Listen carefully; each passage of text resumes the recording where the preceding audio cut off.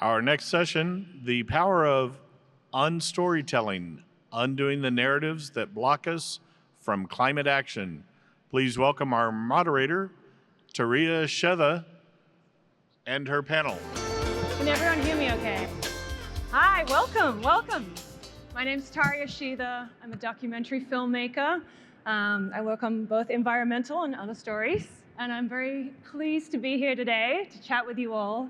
Unfortunately, Jessica Goldman-Fong, who arranged this incredible panel, could not be here with us today, but I'm here in her stead.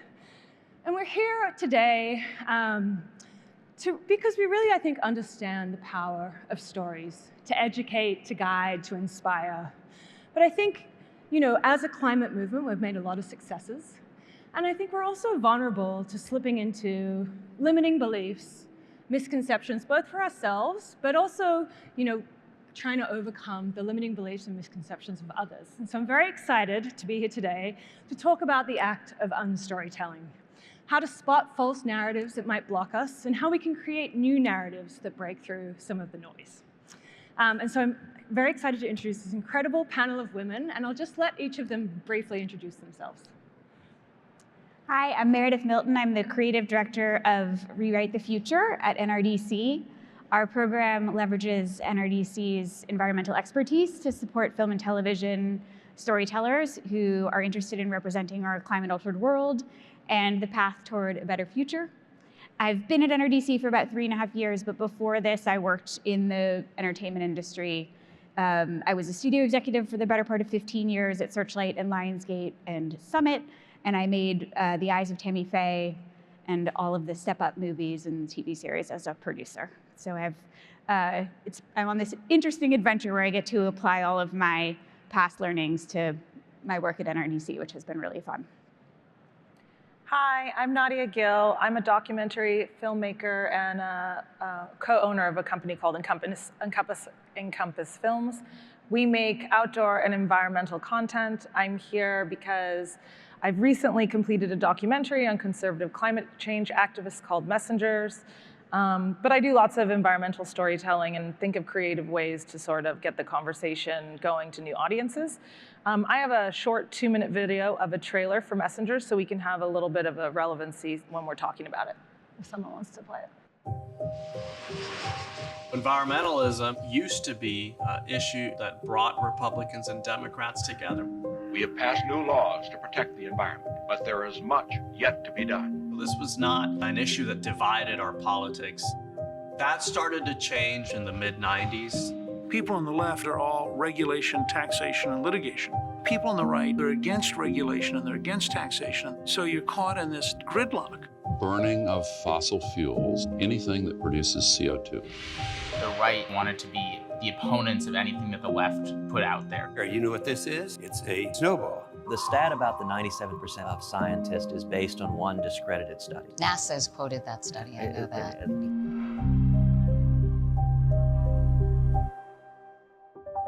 Millions of Americans across this country have been wrongfully led to believe that there is only one side of the aisle that cares about the environment and that the other side does not. I'm a real conservative, true conservative. You're all rhinos. The tropical depression has formed in the Central Caribbean this morning. I don't have the luxury of looking at these issues through a partisan prism because as a mayor, I'm expected to solve the problem, right? When there's flooding, solve the problem, Mr. Mayor. I'm a paleoclimatologist. I study the wonder of God's creation. And what creation is telling us is that today we face some of the greatest environmental threats in human history. The storm called a derecho brought hurricane-force winds of up to 130 miles an hour. Change is incremental, and sometimes we're way too impatient. But sometimes we need to be impatient because that's what gets things done. And I'm not a very patient person. Do you think climate really is changing? I know climate is changing. Do you think it's human-caused at all? No, or do you think I don't. It was really fun trying to get conservatives to the table on the environment. It's not been fun trying to get them to do something about it. I'm really excited to see it. Can everyone hear me? I'm Carmiel Banaski. I am VP of editorial at Good Energy. We're a climate storytelling nonprofit in Hollywood. We help create the conditions for narrative change across our industry through workshops and community organizing and working with studios and writers.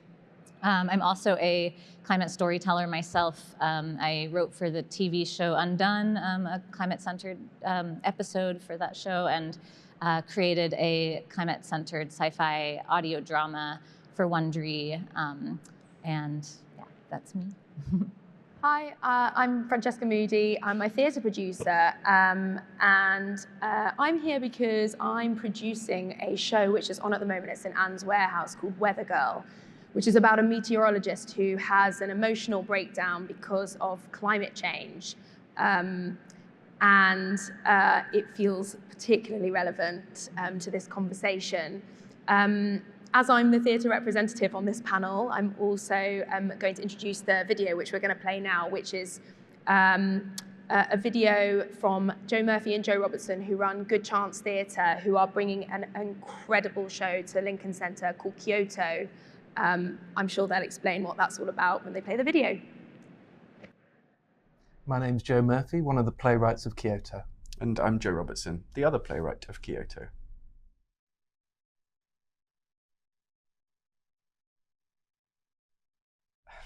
The biggest myth really that has sort of been overturned by writing and working on and researching Kyoto is that you know, the COPs are sort of just one big talking shop and that they don't really have an impact. And you know, I think it's quite a tendency at the moment to feel like multilateralism is you know, in its death throes and that nothing is achieved at these conferences. But the really inspiring and surprising thing is quite how transformative they have been. Of course, there's work to do. They are imperfect systems, but you know, Kyoto, you know, according to some people, was a failure. But actually, most of the countries that agreed to the protocol reached their targets. A lot of them even exceeded them. And you know, in the continuum of these negotiations, it was a step, and we wouldn't be where we are today without it.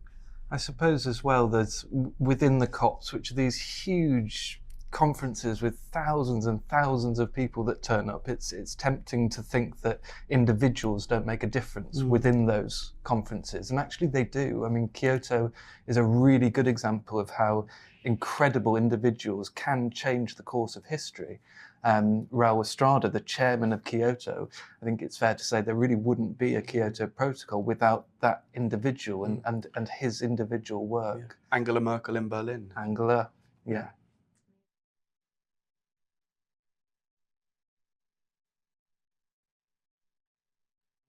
I mean, the play deals a lot through its central character of an oil lobbyist and the impact of those lobbying forces on the process with misinformation and disinformation, and you know, in this cloud of data and facts and untruths, and you know, it's difficult to find a route through, and you know, the characters are always trying to understand the science as it progresses, and are always trying to identify the truth within that fog of information. There is a particular moment when one character learns a lot about quite how far back the knowledge around climate change goes. You know, not just recently or in the 90s, which the play is set in, but you know, all the way back to the late 50s and 60s when big companies were starting to understand through their own scientists quite the impacts of the sort of unlimited use of fossil fuels would be, and the play deals a lot with that.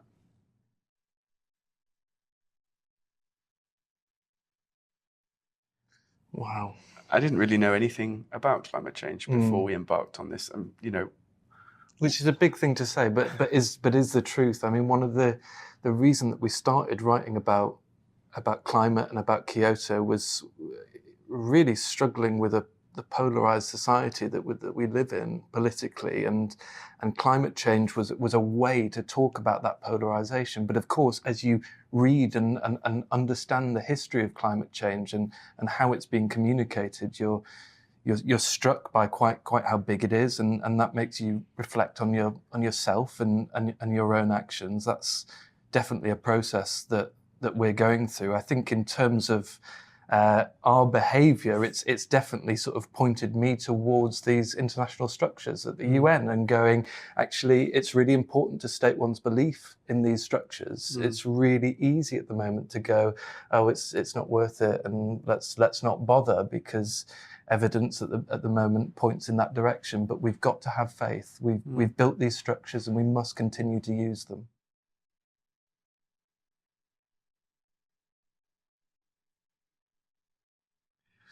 So many. For me, it's when people who were there come and see the show, or not only people who are there, but people who are represented in the show come and see the show, which is always both deeply anxiety-inducing as writers, but also like amazing opportunities to meet and talk and see their reactions. You know, we had incredible moments in London of big groups of like 100, 200 people come. There were some birthdays that people held where they invited everyone. And for them, it was the first time they'd been together and talked and reflected on the history that they were such an integral part of, since the time itself. And those were incredibly privileged moments to be a part of. Like, we felt really humbled to be in the room with amazing negotiators and delegates and diplomats. Yeah, we've had people from the UN Secretariat sit around the table which the play takes place on and look at the UN documents that that the stage management have brilliantly drawn up and go, oh my God, they're so realistic. Yeah. It's exactly like it was. I would also add, when we have audiences that have had lots of young people in, it has been a staggering theatrical experience and very loud as an experience. I mean, young people will agree along and get excited by what they're seeing on stage, and they won't hold back in vocalizing what they feel. And those nights have been incredible. And that's the idea of the show, really, to invite audiences to take a seat at the table, and those are the best moments. Yeah.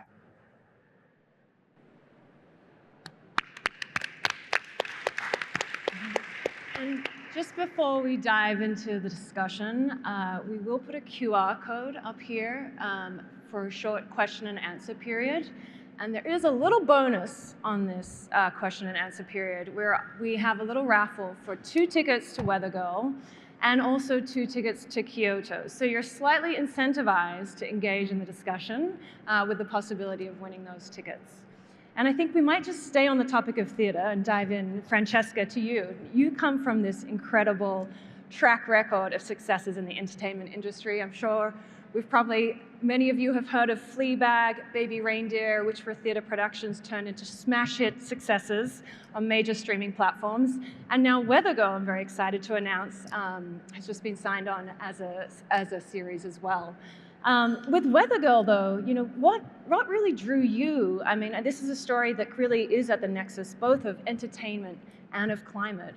Coming from not necessarily having a background in climate yourself, what drew you to that story? Yeah, well, I think that's very true. I think actually the Joes in that video really speak to my own personal experience of not really being a climate advocate, but not really having a relationship to climate change or knowing much about it.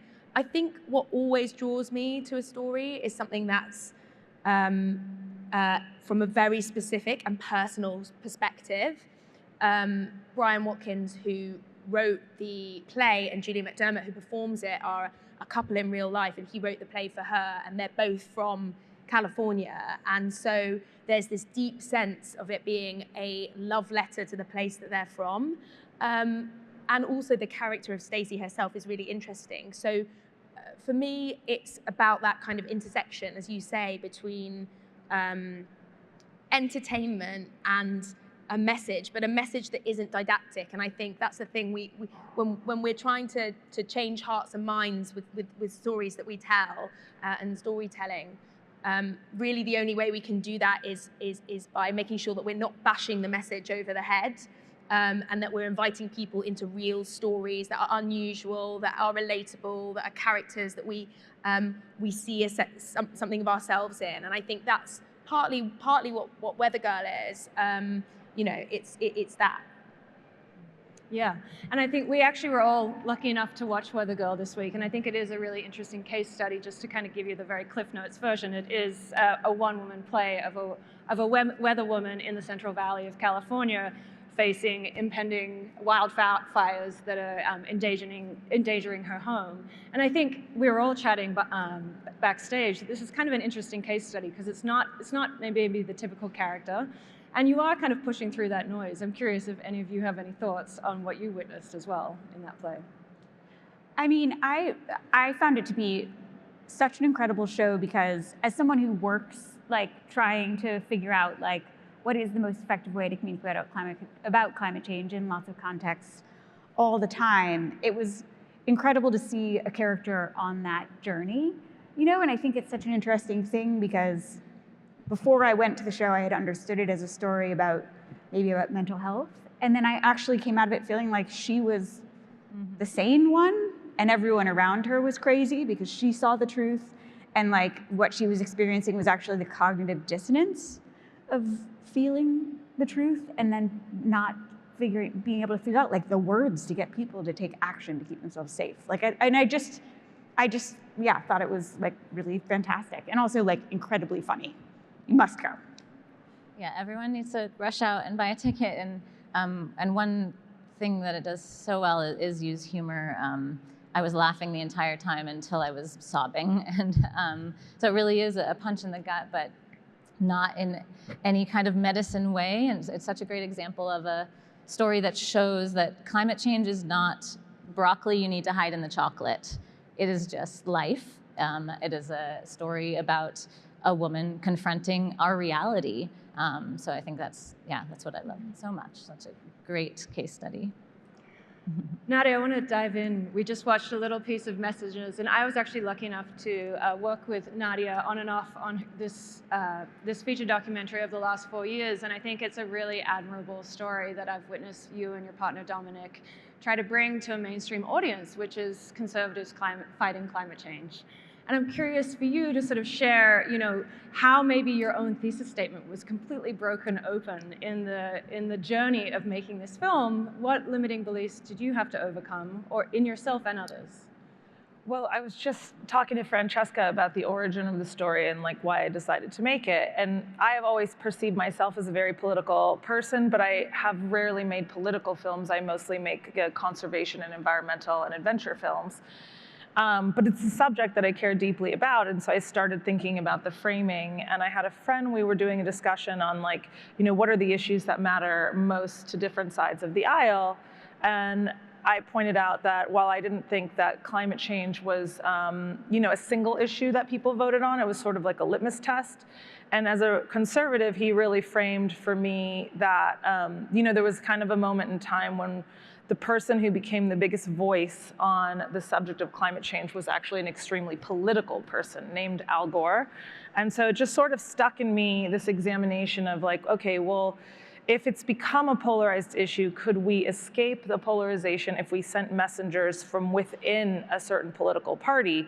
Could they overcome that polarization? And it's funny, because this title is called Messengers, but I'm actually thinking about changing it because I wonder if it really reflects the film anymore after 4 years, because I basically came to the conclusion, I'm not sure it matters who the messengers are. I actually think it's much more about individual relationships, local action, and very much like the continued pursuit of like pushing the federal government, while a worthy effort, may not be our solution at all, because it's very broken out there. But you know what's not broken is like you and your neighbors, you and your local community, the churches that get together and plant trees. And so I think I had to challenge my own beliefs in the process, that the thesis that I started out with to prove actually like redoubled on itself. And in fact, I had to come up with a totally different conclusion based on what I was seeing and hearing while making the film. I think also my observation was that there was a lot of education that you had to do with institutions and partners that you were trying to bring into the ecosystem of the film. And I think that that's something that we as creators, you know, I think that there are the obvious partners to bring into this, but also to kind of expand your ecosystem of partners on a film or project that you're creating. I'm curious for you to chat about some of the challenges of sort of bringing unlikely partners in. And then I think Carmiel and Meredith, I think you both sort of work on that from the other side. So curious for any reflections you have on how to sort of educate other unlikely partners and bring them in as allies. Well, I think the film is, so when it comes to like funders or institutions, the film is kind of like in no man's land, because the way, first of all money is political in some way, in the way that even if you're processing institutions or private individuals to join onto your project, you're always having to appeal to, you know, their own values and the way that the film might help them execute the things that they care about.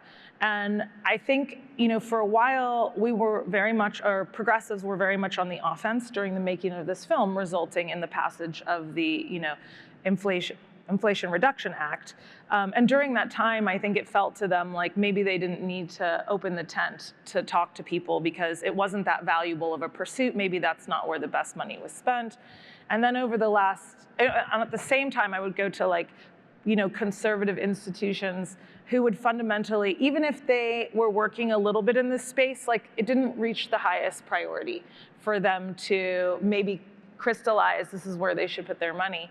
And so I had to do a lot of educating people over the years of like, the pendulum swings. Like you think you have the power for any given minute, but inevitably the pendulum swings. And if you don't actually create a durable coalition, if you don't actually go into those spaces and do like the hard work of appealing to the individual views and value systems, then you're not actually creating the world that you want to see. So over the 4 years that it's been made, I found it much easier to talk to institutions and gain partnerships and distribution partnerships, because I think people have come to see that you can't avoid talking to all people about the issue, just because it may not feel like it's an effective moment that you're talking to them. Yeah, we work with, I love everything you're saying. It points to, you know, climate change is not political, it is personal. It does not have to be politicized. So that's one, you know, when we were creating the playbook for screenwriting in the age of climate change, an open source free resource for all storytellers,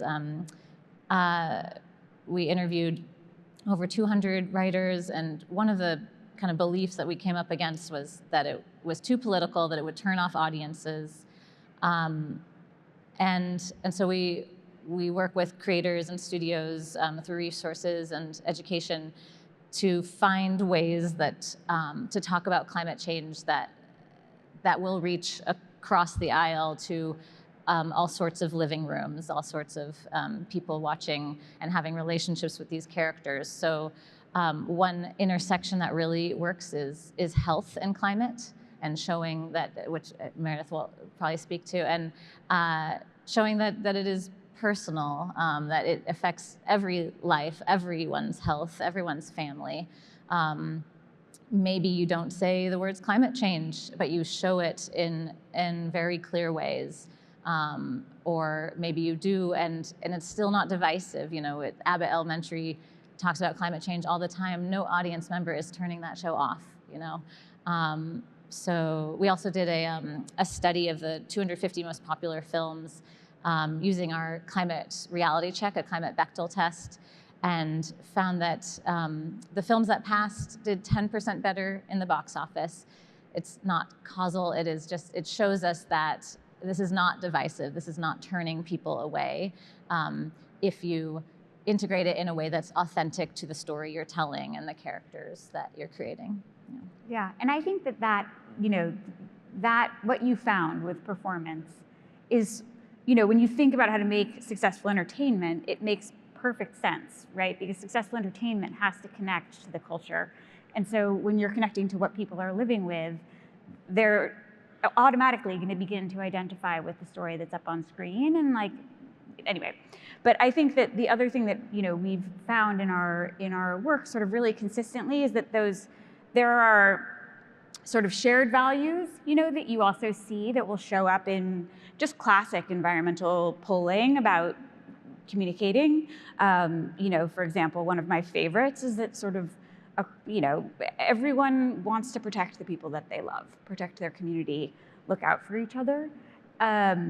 People also, apparently, it's a pretty universally shared thing that people like to see bad actors brought to justice, which I think is hilarious. But anyways, but you know, the one about protecting what you love, I think, is a great access point, because when you think about our world that we live in and the increasing number of extreme weather-related events that are happening, you know, figuring out how to look out for each other is so important, you know. And I think that we consistently see, you know, systemic failures or systemic misfires or gaps when these disasters are coming along, whether it's people not receiving the alerts or whatever it might be.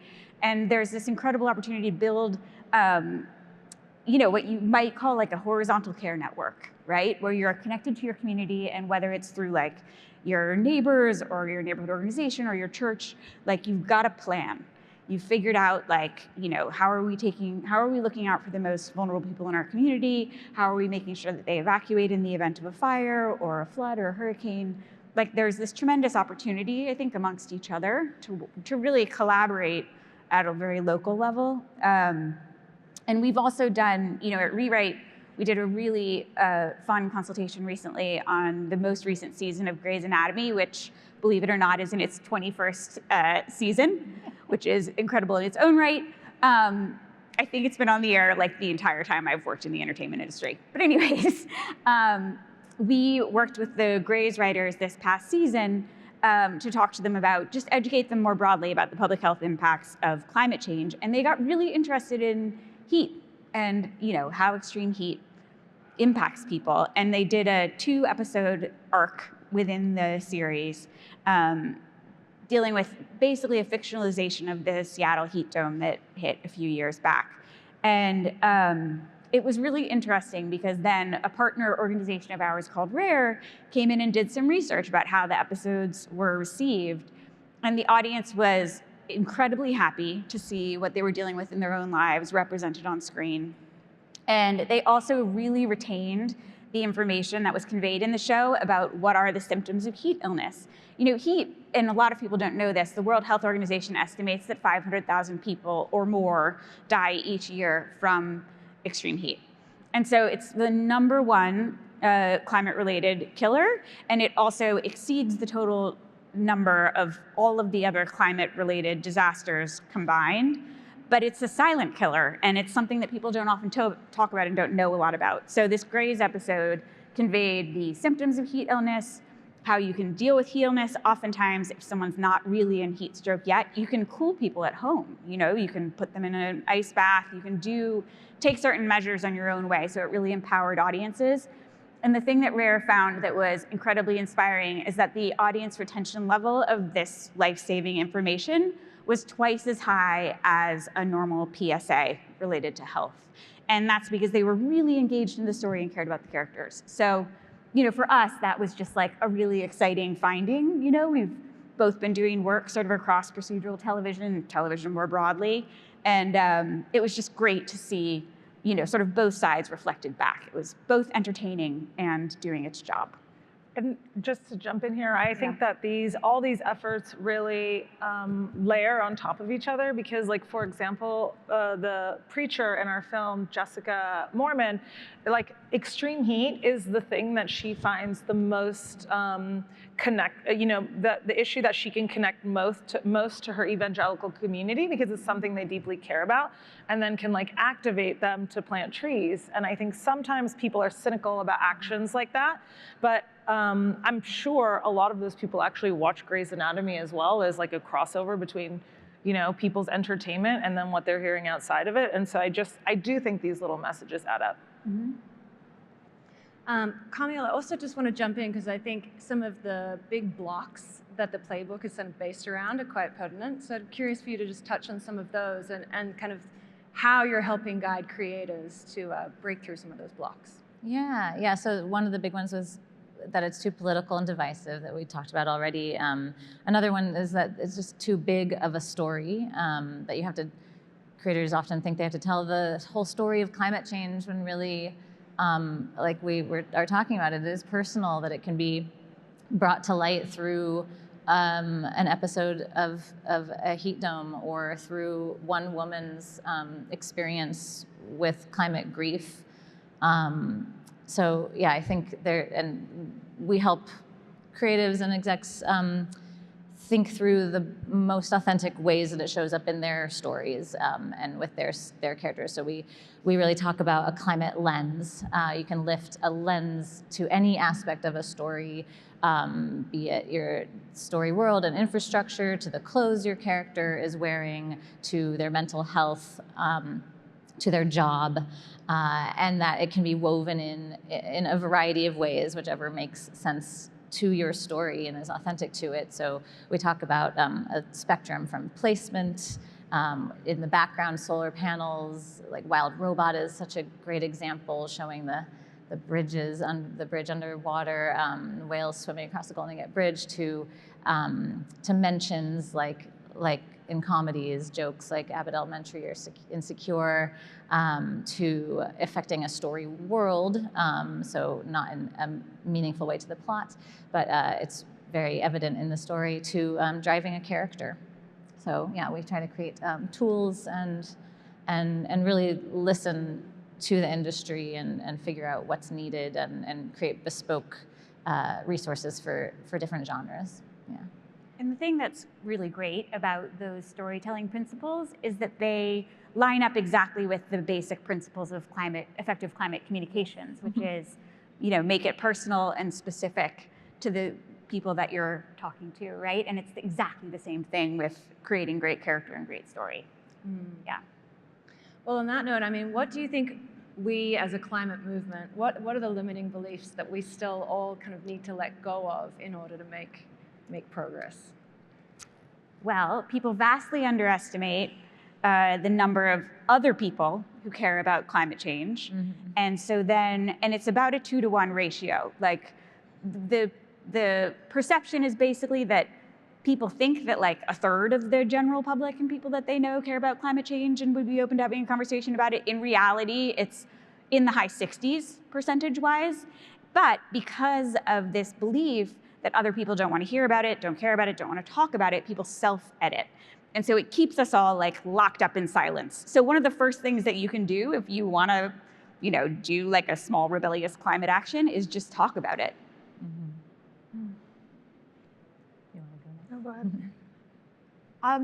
I guess for me, I think, and certainly the thing that I've learned through the process of making Weather Girl is that,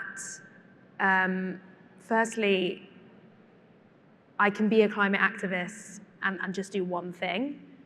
And secondly, that so much of my fear about engaging with climate and talking about climate and thinking about how I can be useful as a climate activist is bound up in the noise around me, the distraction of the modern world, the fact that I'm not on TikTok, but the fact that one can do a TikTok dance, or one can scroll through Instagram, or one can go and meet their friends for a drink at Starbucks.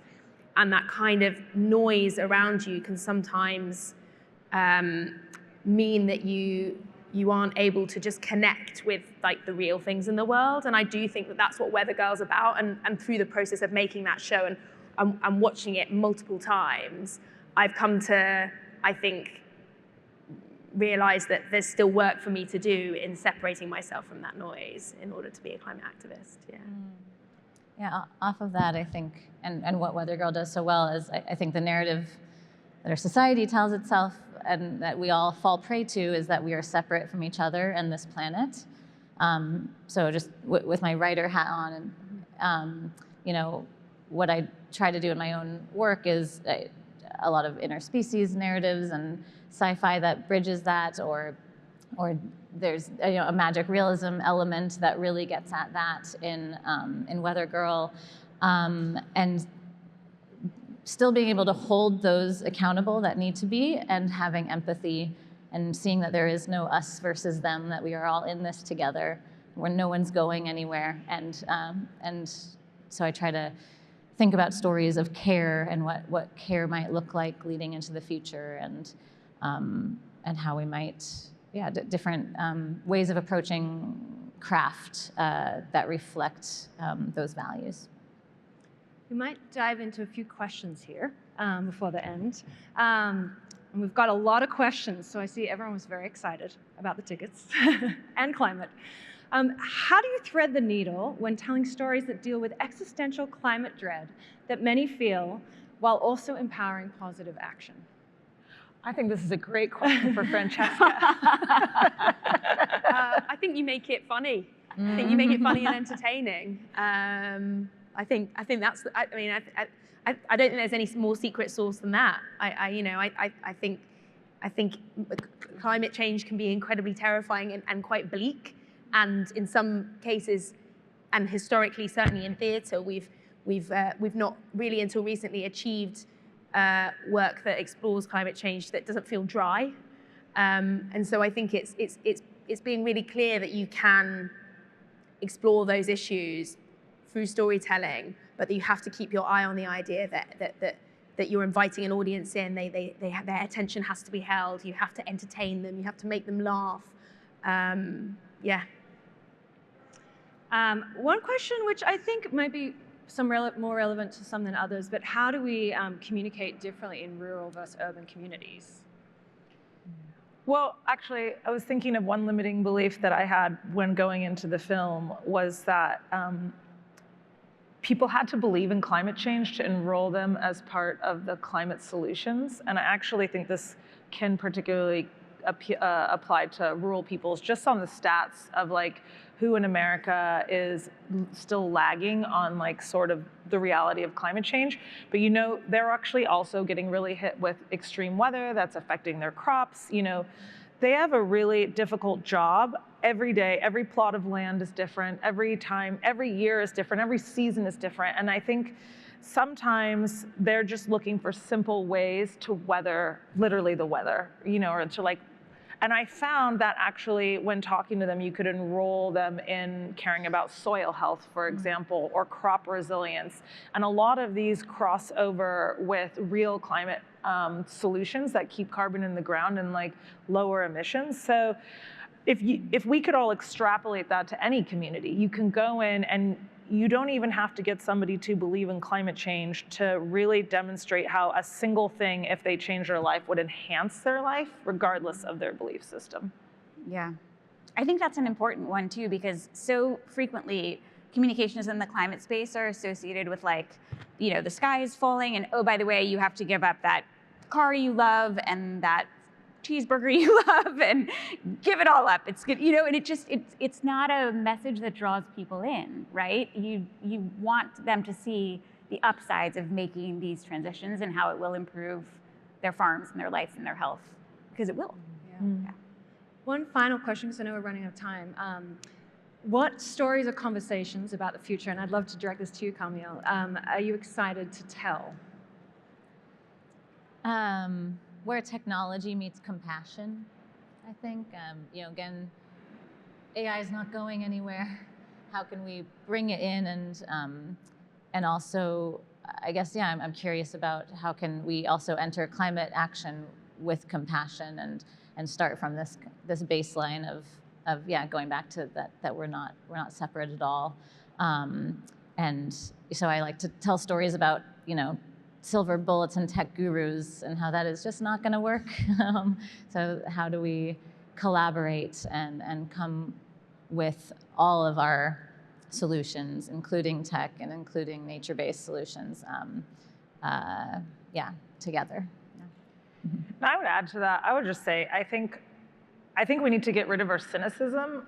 What I have found through the process of making this film is that very few people were ready to value the participation of the subjects of our film in the climate discourse from both sides of the aisle. Because if you're on the left, you're looking at them and you're like, maybe they're greenwashing, and you're on the right and you look at them and you're like, they're rhinos. And I just realized through making it that like we live in a deep cynicism now, that people can do good things and they can have good intentions, especially when they're not like us, whatever that means. And so I think it's like we really need to just divest ourselves of that cynicism and irony that is like pervaded. It's like meme culture in a way, but we need to get back to sincerity.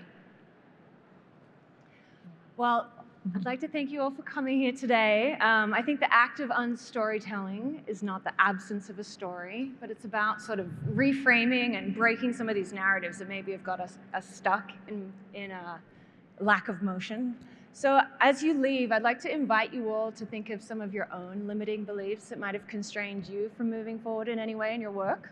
And I'd like to thank you, all panelists, for the insights you've shared today. Maybe some of those will help in reconstructing some of your limiting beliefs. So thank you so much. Thank you.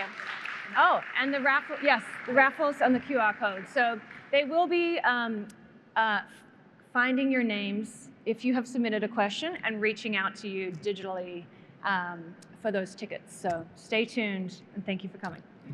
Thank you.